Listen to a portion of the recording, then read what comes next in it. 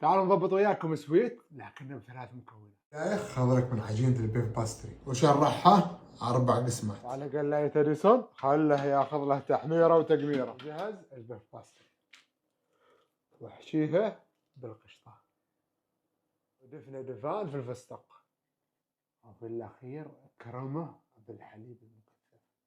وهذا الشكل النهائي نقدر نقول الحين بسم الله.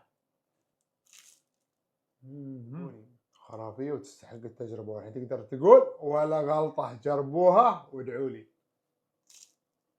تعالوا نضبط وياكم سويت لكنه بثلاث مكونات. دايخ خضرك من عجينة البيف باستري وشرحها 4 قسمات. وعلى قلاية اديسون خله ياخذ له تحميره وتقميره. جهز البيف باستري واحشيها بالقشطة ودفنه دفان في الفستق، وفي الاخير كرمه بالحليب المكثف.